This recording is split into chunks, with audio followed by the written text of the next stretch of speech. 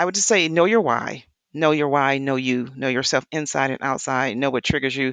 And then if you mess up, start back over. Or, or if you have a bad day, then just have that bad day, but you can't take it into like next week or, a couple days, but like have that bad day, get your cry on, let it out, but then start over again and stop beating yourself up.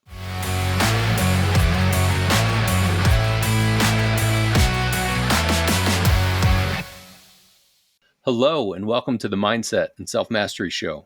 I'm your host, Nick McGowan. Today on the show, I have Sherry Buckley-Brown. Sherry, how are you doing today? I'm doing well. How are you? I'm good. I'm glad that you're here. I'm excited to get into the conversation. There's a lot that we're going to be able to talk about, and I'm excited for you to share about the new book that just came out and everything that's kind of gone around all of that. So I'm going to stop talking now so that you can let us know what do you do for a living, and what do people not know about you that's maybe a little odd or bizarre? Awesome. Well, thank you for having me. So, I am a life coach. I'm a new author. I am a budding speaker, and I also am a corporate leader. And something that I feel is probably would surprise people because when they see me, they probably wouldn't think this about me, but I have a PhD in cursing, which I'm sure you can relate to. I So do, yeah. when you said that, I was like, that's very interesting. It's funny that a quick story was when my mom was still alive. She had bought my sister a recorder for her Christmas present, and so they had gone to a Christmas party, and so we decided to take the recorder out and um, just kids are going to be kids, and we were just like, okay, let's record ourselves. So we recorded ourselves, and then I decided, you know what, this is boring. I went into a tirade of cursing, and I just went off. So then being a kid, my mom gets home and I'm like, Mom, look, listen to what we did. We recorded this thing. So I knew it was coming time for my tirade. I was like, that's all. That's all. And she was like, no, let me listen to the rest of it. Oh no. So I literally shrunk probably 2 inches. And I really don't remember what happened. I just know I think I blacked out because I, I was caught so red-handed. I was like, okay. But anyway, that goes on so I'm still that way till today. You just I don't let it come out too much.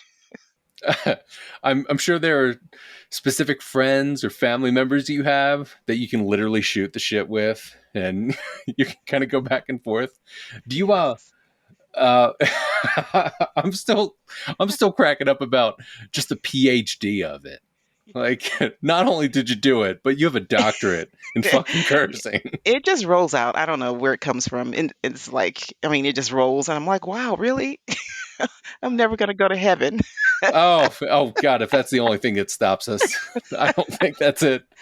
Yeah, and I've had conversations with people before. They're like, Jesus didn't curse. I'm like, to hell, he didn't curse. Are you kidding me? That man sat in the side of a temple, braided a Right. whip methodically, and then went fucking crazy. Of course he cursed. Are you Yeah. kidding Oh, me? What did he do? exactly. Please leave. Please grab your things and gently walk out. Get the fuck out of Yes. here. That's not what happened. No way. That's too funny. Yeah. Oh, well, so now that I know that you have a doctorate in cursing, it's interesting because I used to blame. I'm from originally from Philadelphia, and I would blame the Northeast.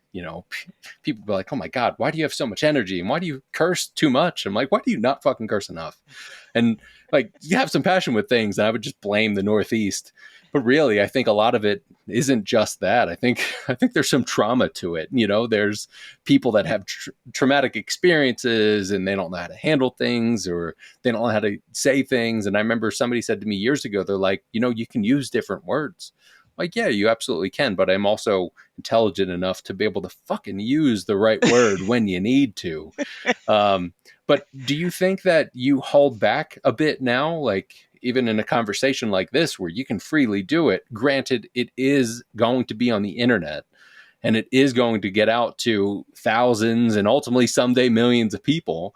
Do you feel like you hold that back because you should look and be a certain way, or is it something different?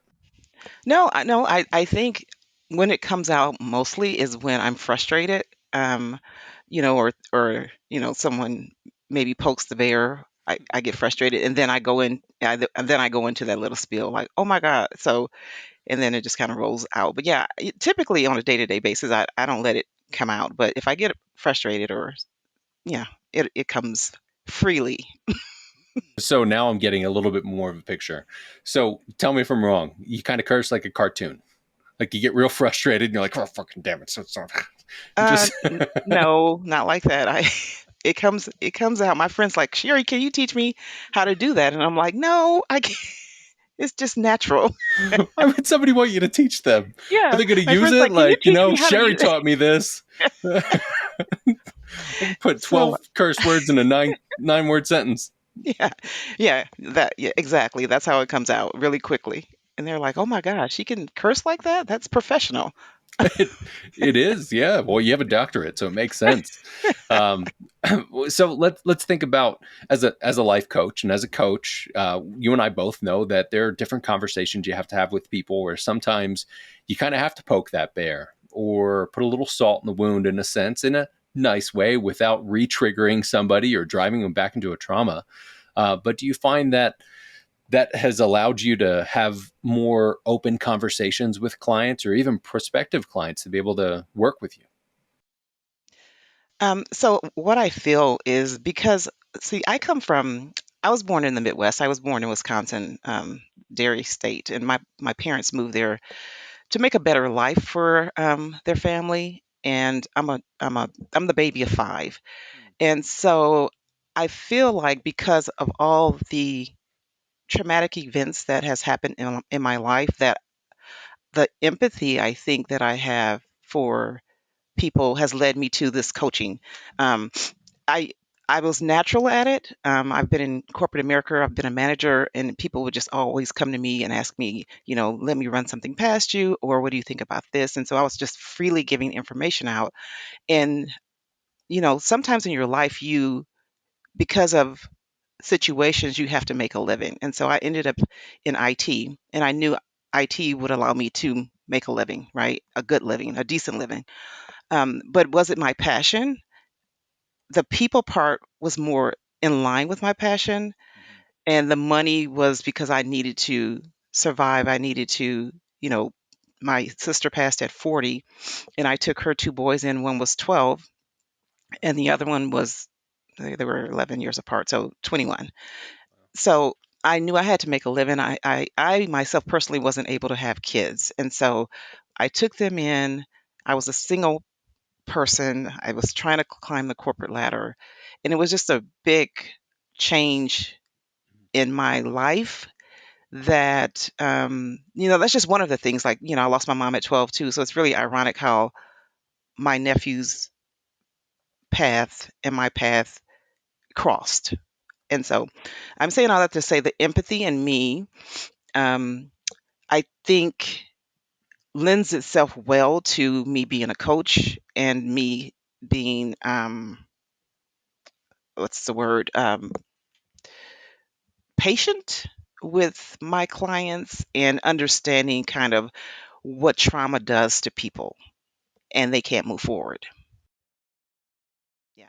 Powerful stuff. It's interesting. I I like to call the I like to call the shit out where I can. There were a lot of people that became coaches during the pandemic, and they were like, "Well, I don't know what else to do. I guess I'll become a coach."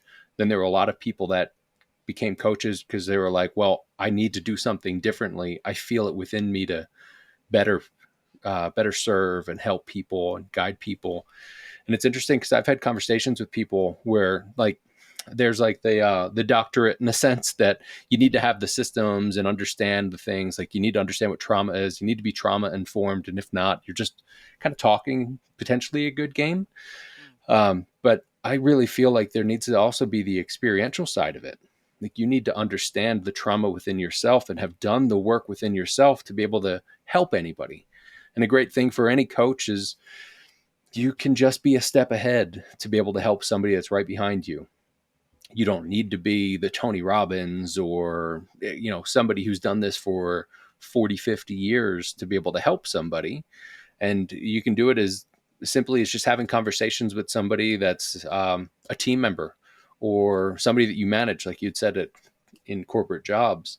But to be able to have those experiences, that shapes the way that you help those people, but it can also shape the way that you project onto people. And it's on us as the coach to not project and be like, oh, well, when that happened to me, this is what I did. This is exactly what you should do. But Right. you can have that empathy and that understanding. It's interesting that you bring up patience, though, Mhm. because you know what it's like to have gone through certain things to be able to be patient, where it can be kind of impatient at times if you're like, I don't get it. I don't know why this is so heavy for you. It doesn't feel like it should be, because then you're just basically projecting. But let's Yeah. talk about the trauma that you had. You lost your mom, and then you lost your sister. I mean, I'm Yes. 39. I'll be 40 in 5.5 months or 5 months or so. Mhm. Um, I couldn't imagine what that would feel like for my siblings to lose me. I couldn't imagine what it would be like for me to lose them. And they're younger than I am. But for you to be able to lose somebody and then be able to have her kids that are now yours, and to have that similarity with both of them, if not one specifically, that's got to be an interesting dynamic. And Yeah, yeah. talk a bit I would about that. I would agree. I think so it's funny. So people ask me why now, why the book now? And I say it's time. Like I had to really sit in all of the things that happened to me from the time that I turned 12, which was a turning point because I lost my mom to domestic violence and I was 12. The kids got split. I was the baby. So two stayed in Wisconsin. The other three went to go live with my grandmother, which I was one of those in Mississippi. That was another whole experience. Mississippi, my grandmother, who was older, who took in three broken kids. And then along the way, along life's way, I lost my sister at 40 from a heart attack. I lost my grandmother. I lost two brothers from cancer. I'm a two-time breast cancer survivor. So all of that has led me to where I'm at today, which, like I said, it's mindset. Like it is huge when timing is everything, first of all. You can you can say all you want, and until you can mentally and emotionally be able to move forward, then the person will not move forward. And so in coaching, you have to recognize somebody could pay you whatever the amount of money that it is that you charge, but if they're and then they could waste it, right? They're not ready because they either won't do the work or they're not ready mentally to move themselves forward, and you have to be prepared for that as a coach because it happens and it can happen, and then you may be the third person that they've seen, even from a counseling perspective or therapy. It just takes time, and everybody gets to it at a certain it does there's no number, no year that you get to it. It's just when you have decided that you're sick and tired of being sick and tired of living the same way. And what's really funny is it could fake you out. Like you think you have healed, you think you have dealt with all of the trauma that has presented itself in your life, and then something could trigger you again, and you just have to be prepared to recognize it for what it is. My phrase on trauma is this. I said trauma leaves a cemetery of bones walking around in a person's life, and they think they have healed, and it affects them over the years, throughout the generations, over and over again until they've decided that they want to heal or they need to heal. Not even want to, but they need to heal. It's a wild thing to think of those bones that we carry and those ghosts in a sense, and how trauma. I I love that. You can think you've done the work, but trauma's like, not fully. Like there's depth to it, even different types of ways to go about it. Like Right. there are people that they don't want to have therapy. They don't want to do talk therapy at all. And that is the thing that stops them from looking at the other forms of therapies, TBT, um, processing therapy, like deep subconscious therapy, Yes. and being able to do all of it. Some of it really works well. Like some people, it's like they can talk and they're great and they go through it. Maybe they'll start to be re-triggered and be able to process through it a bit just through talking. Other people need acupressure and Right. processing and all the things. I subscribe to as much of it as possible. I have Right. an acupressure session coming up next week. I meet with my mental health coach bi-weekly Hmm. and still go through deep processing with somebody who I think is fantastic, but is basically a sadist because she will not let me off the phone without going deep and deep and deep and deep and making sure that the shit is out of your cells. And Right. that's a big part of it. There's the somatics of it that I think a lot of people really miss. So talk to us about that, about being able to not intellectually understanding that, all right, I'm better now, I feel better, but to be able to get it out of our skin, out of our cells, and out of our own bones. Yeah. I think you have to, like, do you ever really heal? I feel the hole that's in your heart will always be there. But for me, like, now mine has a cobweb over it where I had to really I had to put my emotions and my thoughts in place and say to myself, first of all, I had to stop blaming myself for what happened because I was a kid. I had no control over, what happened. And the other part is I had to ask myself over and over and over. I mean, I was angry at God. I was angry at the world. I was pissed. Um, for years, I was pissed. I mean, it took me forever to get married because I was like, nobody will ever, ever, ever, ever hurt me like that. Not a man, for sure, will ever hurt me like that again. And I met good guys along the way, and I just used excuses like, "Oh, I'm not ready," like, you know, it's weird. Like I said, it manifests itself in so many ways over the years.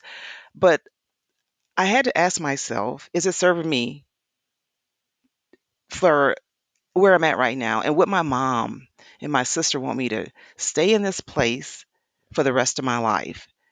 And would I serve them better by being able to share my story with the world, impact maybe somebody? If my book, I said, when I wrote this book, is like if it touches one person's life, then my job has been done.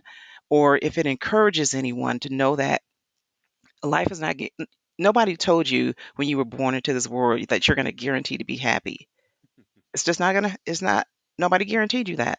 But what do you do with it? Like you're gonna be faced with challenges. If you're living, you're gonna be faced with challenges. So what do you do with it though? Do you stay in that same spot year after year after year, or make little baby steps and then go backwards and then make a couple more steps?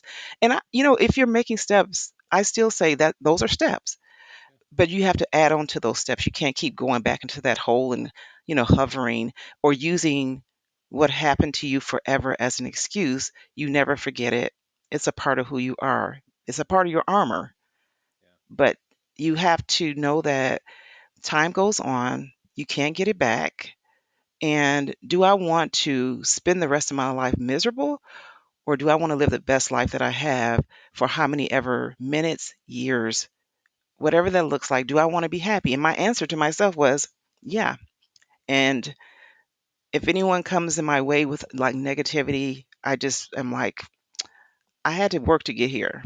So I can't like let you take me in this negative space that's not really serving me any purpose in my life anymore. I had to forgive myself. I had to forgive my mom.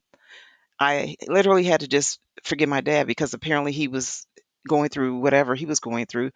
And back then, there was no counseling that was provided for, at least not to our family, which was unfortunate. So when you don't even get the counseling, it takes you even that much longer to heal, you know? And I feel like when my brothers passed, they hadn't healed because they carried so much guilt. Like I said, you know, trauma is generational, and it impacts you in your health. It impacts you in your career, in your personal lives, how you show up in the world, all of that. It's unfortunate. It is, but it's part of what we have, Yeah. like even saying you shouldn't expect that you're going to be happy, and just that everything's just going to constantly work out. You still need to have that back and forth. There needs to be the good and the bad and all of that. And I do believe that we should be happy. Like you should be, but there's still suffering. Yeah. And just like Viktor Frankl said in The Man's Search for Meaning, there's meaning in suffering. And Mm. it's what we do with that. I find Right. that there are people that sometimes get afraid of doing the work because of really the fear of the unknown. They don't know what it's going to take to be able to do it, but Yeah. they're also comfortable with the fucking animal and monster that they have.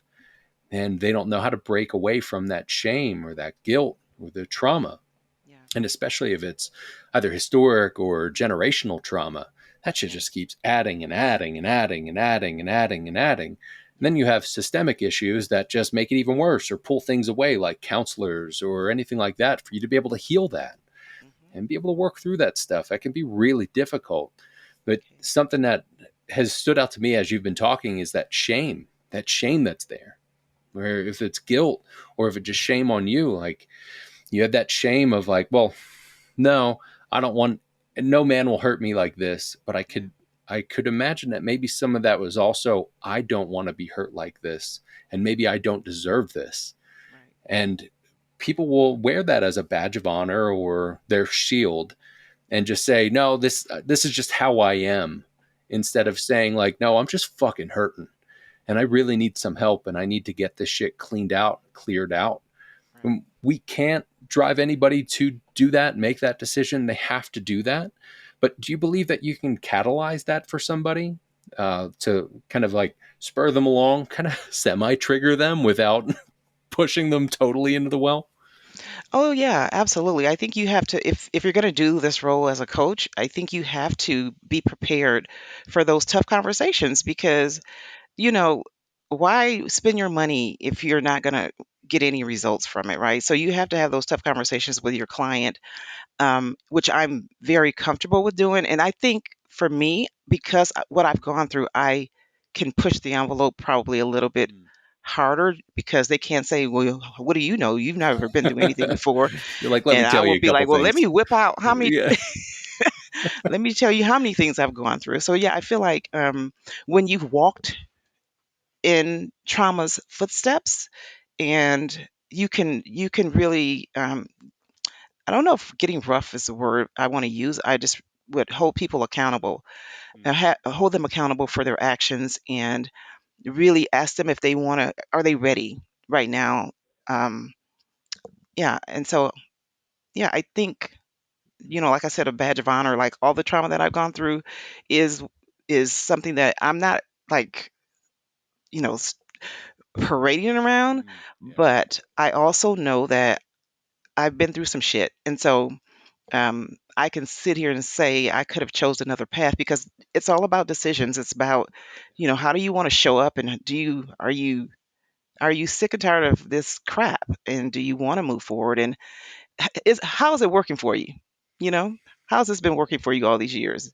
So Yeah. yeah, I think you have to get really. I think you have to get and the other part too is I think you have to find out what works for your client, Yeah. like that one thing that is holding them back where it throws them to alcohol or not wanting to get up in the morning or using it as an excuse. I think if you can hone in and try and find out what that one thing is that they feel like they can't move forward with, then that will maybe at least move the needle and help them understand why they do what they do. Yeah. Yeah. That's a good point too. Not all your clients are going to be the same, and for the person who's on the client side, not all coaches are going to be the same, and work with people the same. And everybody's different. I mean, you bring in personality types, uh, their upbringing, history, even their energetics, and how they interact with different things. So if you talk to them that way or kind of treat them the same way that you treated somebody else, it's probably not going to work. So it's a matter of being able to figure that stuff out. I do find it interesting how a lot of people that are at that precipice where they can make the changes, they can do the work, they're self aware enough to see it. but they have had years and years and years of kind of traumatic workouts where they've just added to the callus. So the callus is just thick. And the fucking story that they tell themselves is what they believe to be true. Right. And it's interesting because I've had conversation recently and somebody that was on the podcast recently about how there's a deep fear that a lot of people are really afraid to even talk about of, well, if I start to do the work, what if everything has to change? What if Yeah. everything I've done up till this point was all wrong? And what if my entire life needs to change? Yeah. And it could be easy for us to go, yeah, what if? Yeah. Like, you're right. Yeah. That's a thing. And I, you have probably been through stuff like that. I mean, even as a kid, you went through stuff where life changed Yeah. drastically. And you Yes. do those and you can see, look, historically, I can get through this stuff. But it's got to be super difficult to be able to go through that. So you don't have to get into the details at all from when you were a kid, but how did that affect your relationships? And how does that affect your life now that you're able to look back and go, these are things that I do kind of on the daily to be able to make sure that I've got my head on right and I've got my heart right and that I'm in the right spot where I'm able to actually move on a growth path instead of falling back into bad ways, like you'd said about, hopping back into drinking or addictions and things of that sort, because you're just looking for something you can fucking control and be able to Mhm. say, I know that I can get the thing out of this or it'll make me feel such a way. Right. Yeah. I mean, so for me, I guess so when my mom passed, I literally, that was my, she was my, I don't know, I was a mama's baby, and I didn't understand the book is called Who Will Take Care of Me Now, and that's because that's the first thing that came in my mind when my mom passed. But just all of the chaos and changes that happened along the way, for whatever reason, I kept finding I wanted to prove a point that I'm still going to survive, and everybody don't have that, right? I mean, you some people just fold, and some people just are like, I don't want to deal with it. I rather, just close it out. And I don't know what it was in me that just kept saying, and even when I would get knocked down, I would just kept saying like, I gotta figure out a way. And maybe because I was the baby of the family, and maybe some people said maybe it didn't impact you as much, but it did. It impacted me just as much as it did my older brother, my siblings in the middle. It just impacted me in a different way. So to answer your question, I think I decided, like, I don't know, it's like I try to find the humor in things now. I try not to take everything so freaking serious in my life.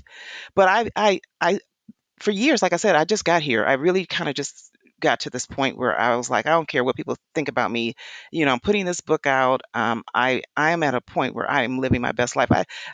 I've started that, 10 years ago. And then of course I would have my moments, but the deep sitting in the healing took like me um I would go into like meditation. I've had people do readings for me. Um I one time I just ran away from everyone. I packed a bag and I went to get a cabin in Oklahoma for like 5 days, secluded myself all by myself. I was like, I had had enough of the world because how trauma manifests itself in me. One of the traits was I was a giver. I wanted everybody to be happy. I wanted to protect everybody. And then people started to just come to me for everything. I was such a giver, and I was like, and so I was giving all of me, and I wasn't pouring back into myself. And then I looked up, and I had an empty cup, and I was wondering why is everybody else so happy and I'm over here miserable? And I just ran away. I was like, I'm done. The first night that I was there, I had that's when I started my book, and I was like, I'm gonna go there. I'm gonna write. I'm gonna pour into myself. I'm gonna veg. I'm gonna watch movies. And the first night that I got to that place, and I was terrified. I had a gun, a bat, some spray mace. Yeah, I had everything. I was like, okay, so if anybody comes in here, I'm gonna go down fighting. Yeah. Um, so, but the first night I was there, I literally was on the porch and I cried the entire night that I was there, just purging and releasing, and going back over my life. And I think a lot of a lot of women kind of give up a lot in men too, probably, but a lot of women, we give so much and then we find our cups empty. And so you just have to again, just to talk about how I came along this journey, is that it's been a process. It's been, a couple years I'd be okay. And when I lost all these people, it would be like, I lost my mom, and then we went to go live with my grandmother in a different state, and then, and we had never lived with her before, so that was an adjustment, a different school. And then, of course, she passed, and that was another blow. And then my sister passed suddenly. She had been, with me the week before, and then I get this call. So every time I thought I was getting okay, then I get another blow, like somebody in the family would pass, like that was close to me. And I was like, oh my God, God, what is it that you're trying to say to me? And so it has taken me to now to be like, you know what, this, all of this, all of this trauma is a part of who you are. But you need to like move forward and be happy and know that they're cheering you on. I had to make peace within me, within my soul, within my spirit, within my mindset. And it's just, I don't know. It's different for everybody. Well, it can be different for everybody. I give you that. But I wonder, the thing that you were talking about that may be something that people that are listening to this could think, or maybe not even bring it up consciously, but you've had this pattern where things get good and then somebody passes. You're all right, and then somebody passes. You're telling me right now you're good. So, is that a thought? And is that one of those things? And how do you manage that, knowing that you're not, your happiness isn't equivalent to somebody needs to die, Right. but that is part of that shame that can be there, that Hmm. trauma just kind of spins off. So how do you deal with that? How do you manage Yeah. that? Yeah. And I've thought about it like, okay, so if somebody else major passes in my life, how will I be able to manage that? And of course you're going to hurt, right? And of course you're going to be sad. But, you have to know that what doesn't kill you makes you stronger. And all of that is just a part of life. Like you have to make peace with, like, we were born, and we're all going to leave this earth at some point, period. Um, I'm preparing my family, like if something happens to me, know that I have, done my work, and I've, I'm on the other side of living my best life. I've lived most of my life already. And so I've held on to those happy spots for me is where I've held on to. And I have a good circle of friends that I've built along the way that has always been supportive of me. When I had my book launch, I kept being in awe about so many people came through that I hadn't seen in years. And it just goes to show you how you treat people. It comes back to you twofold. They never forget how you treat them. And I've always been that person that tries to treat people right, right? So, yeah, to answer your question, I think, like, yeah, you hurt. Yeah, you're going to be sad if you lose someone else, but I'm going to know that they would have wanted me to be happy, and I will be able to pick up the pieces and whatever it is that I need to help. Like my nephew, for instance, if I need to help, he has 2 kids now. So whatever that looks like, I'm strong now, and I feel like I don't know, it's a pit bull at this point in my life, because I know that I didn't die. I didn't fold. I I felt it.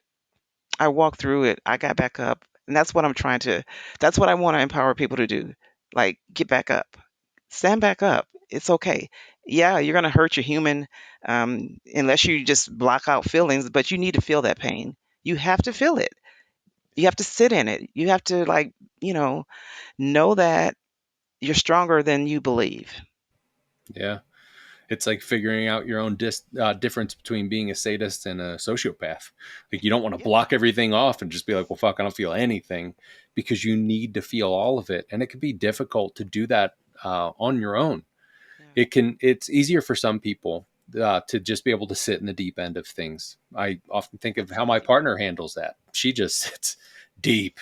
Like if it was a 40-foot deep end, she'd sit 50 feet and Yeah. sit there for weeks if need be to clear it all out and work it all out. And that can be where a coach really comes into play to be able to facilitate that, help through Right. that, also be a beautiful accountable partner for that, to Exactly. not let that person just pull themselves out of the deep end, but also give them space to be able to breathe when they need to do that. And you've done that work because you've had the traumatic experiences, you've had the things that have happened to you, and that's beautiful that you've done that. And I'm sure if you look back and you say, well, some of these times didn't need to be this way, I didn't need to say this to myself, or I didn't need to act that way, but it is what it is, and you've done the work, and now here you are and you're able to help people. So along those lines, what sort of advice would you give to somebody that's on their path towards self-mastery?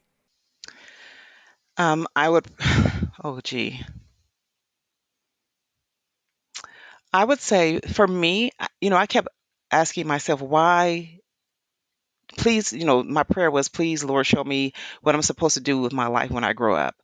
And excuse me, I didn't realize I was already doing it. I was already like helping people by them asking me, let me ask you a question. And the reason why I could answer those questions or they could come to me for advice is because I was giving off like everything that I had gone through in my life. I was giving them advice from my experiences, and they felt comfortable coming to me, which I kept, batting away.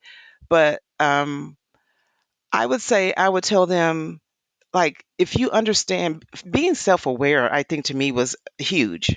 Like really knowing who you are inside and outside, what makes you you is a huge part of you being able to maybe move the needle and take the steps necessary to move forward. And when you and the sad part about people in general is that we'd rather not feel the pain and use some other excuse, watching reality shows or drinking or, yeah, or drugs or whatever your vice is, right? Um, versus dealing with the pain. It's easier. It's just easier to do. It's like if you had a task list, in your task list, one of the tasks is you something you hate to do. I don't know what that is, but whatever it is, you're going to put that on the list last versus you tackling that one first and getting it out of the way because you have this head block. And it's the same when people are trying to heal. And I think men are really, I'm sorry, but men are really harder in my opinion because they really don't want to deal with their emotions. And women go over and beyond, using themselves as whatever um, to not deal with the pain. So I would just say know your why, know yourself inside and outside, know what triggers you, and then if you mess up, start back over, or or if you have a bad day, then just have that bad day, but you can't take it into like next week or a couple days, but like have that bad day, get your cry on, let it out, but then start over again and stop beating yourself up because that's what I was doing. I was beating nobody had to beat me up. I was beating my own self up to a pulp. I was on my own worst critic. And I'm like, okay. But then I would go out and motivate everyone else. Right. And I lay down in bed at night and look at the ceiling and I'll be like, oh my God, why are you so sad? Yeah. You have to know yourself. Well, you also bring up historical trauma again and the generational trauma, even the differences between men and women. Uh, the men that were supposed to just put dirt on it and get back in the game, and the women that should feel through the things or be subservient in that sort of way. And that's just systemic bullshit. It shouldn't be a thing. And that's why, that's part of the reason why I have the show, is to be able to not only talk about that, bring it to light, and be able to make the change within ourselves as we do that, and see how those differences can be. I really appreciate you getting into the depth that you've gotten into and the work that you've done. Um, it's also a pleasure to meet somebody who has a doctorate in cursing. So thank you for Same. fucking being here. Same. uh, so before I let you go, where can people find you? Where can they connect with you? And where can they buy that book? Yeah. So www.sherrybuckley-brown and then .com. And of course I have a author. I have two websites, sherrybuckley-brown author.com. And then my book is out on Amazon. It's also on Barnes and Nobles online as well. Awesome. Again, thank you so much for being here, Sherry. It was a great conversation. Thanks, Nick. Appreciate it.